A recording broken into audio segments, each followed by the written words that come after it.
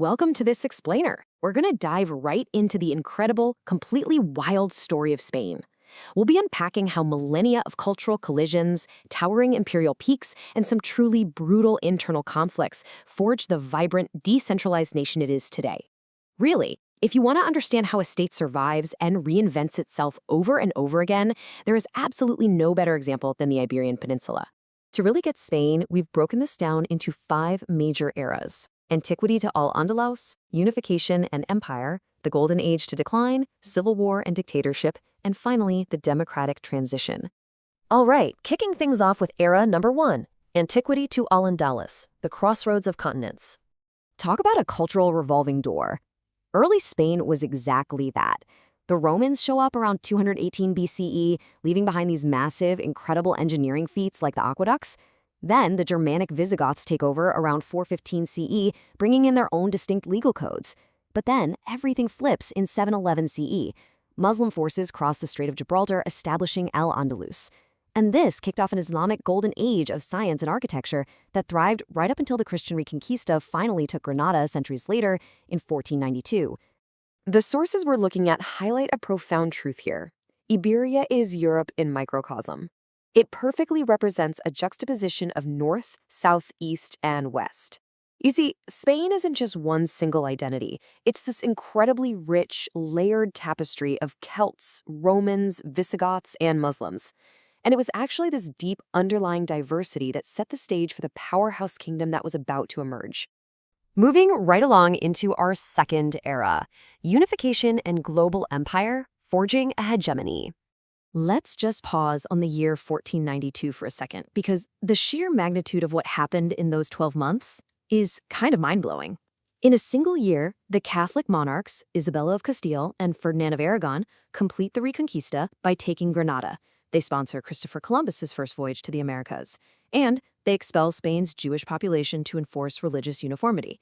Together, these moves officially launched what would quickly become the world's very first global empire. Under the Habsburg dynasty, specifically Charles I and his son Philip II, Spain hits its absolute territorial peak. We're talking about administering territories across the Americas, the Mediterranean, parts of Germany and the Netherlands, and even the Philippines over in Asia. The Spanish bureaucracy was managing an empire that literally touched all corners of the earth, and it was all fueled by these massive amounts of silver flowing in from the New World. Honestly, it was so much silver that it ended up causing massive inflation across all of Europe. Which brings us to a huge, kind of mind-boggling question. How does a nation completely flush with New World silver and unprecedented global power suddenly face a series of devastating state bankruptcies? Well, that brings us to Era 3, Golden Age to decline, the Siglo de Oro and the Minor Habsburgs. It's this crazy paradox. During the Siglo de Oro, or Golden Age, royal wealth fueled an absolute explosion of artistic genius. But ironically, a lot of that art reflected a struggling empire.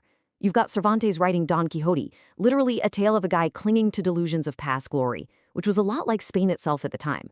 Meanwhile, you have legendary artists like Velázquez and El Greco capturing the intense realism and emotional turbulence of a society totally in flux. Because underneath that massive cultural flex, the empire was basically rotting from the inside out. Continuous, incredibly costly foreign conflicts, like the 30 Years' War, were just bleeding the kingdom dry. Add to that a string of highly ineffective kings, culminating with Charles II, literally known as the Bewitched. When Charles died without an heir, it triggered the devastating War of the Spanish Succession, shifting rule over to the French Bourbons, and officially sealing Spain's slow imperial decline. Fast-forwarding through some 19th century instability, we land in our 4th era, civil war and dictatorship, the tragedy of the 20th century. By the 1930s, Spanish society had become incredibly radicalized, and this culminated in the Spanish Civil War from 1936 to 1939. It was a deeply complex, brutal conflict between 2 distinct factions. On one side, you had the Republican Loyalists, a left-leaning popular front made up of socialists, anarchists, and separatists, backed by the Soviet Union. On the other side were the Nationalist rebels, an alliance of phalangists, monarchists, and conservatives, receiving heavy support from Nazi Germany and Fascist Italy. The human cost of this internal clash, utterly devastating. The brutal warfare and widespread massacres claimed anywhere from 300,000 up to 1,000,000 lives. Hundreds of thousands more were forced to flee as refugees. It fundamentally shattered Spanish society. Following the nationalist victory in 1939, General Francisco Franco established a highly centralized, authoritarian dictatorship, and he ruled Spain methodically for 36 years. The Franco regime aggressively repressed regional autonomy, banned left-wing political parties, and imposed strict cultural and political uniformity across the entire nation, right up until his death in 1975. So when Franco finally dies, you have to ask one of the most remarkable questions in modern history. How on earth does a nation peacefully emerge from a 36-year repressive dictatorship without descending straight back into civil war?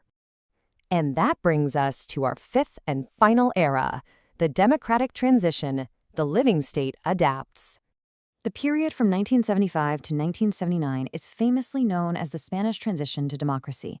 Guided by King Juan Carlos I and moderate political elites like Prime Minister Adolfo Suarez, Spain pulls off a rapid constitutional shift. And what makes this so unique is the historic compromise. The moderate elites from the old Franco dictatorship literally sat down and negotiated with the newly legalized democratic opposition. Sworn enemies agreed to limit their own sectional interests to forge a common democratic agreement and avoid further violence. It is an absolute masterclass in political pragmatism. The absolute crown jewel of this compromise was the 1978 Constitution. It brilliantly solved centuries of tension between centralism and regionalism by establishing 17 autonomous communities. This new structure legally recognized the unique home rule, cultural diversity, and languages of historically distinct regions, like Catalonia, the Basque Country, and Galicia, while still holding together the unity of the Spanish state. And the speed of this evolution is just staggering. In '76, the Francoist parliament actually voted to dissolve itself. That paved the way for the first democratic elections the very next year, the signing of the new constitution in '78, and by 1986, Spain's modernization was totally cemented when it rejoined the international community by entering the European Union. Looking back at everything we've covered, from the Visigoths and Al-Andalus, through the massive Habsburg Empire, the tragedy of the Civil War, all the way to this modern democratic transition, this quote from our sources really hits the nail on the head. The Spanish state is a living entity. It has constantly adapted to internal pressures and external realities just to survive and maintain its existence. Spain today is this vibrant, incredibly diverse nation that draws so much strength from its wild, complex past.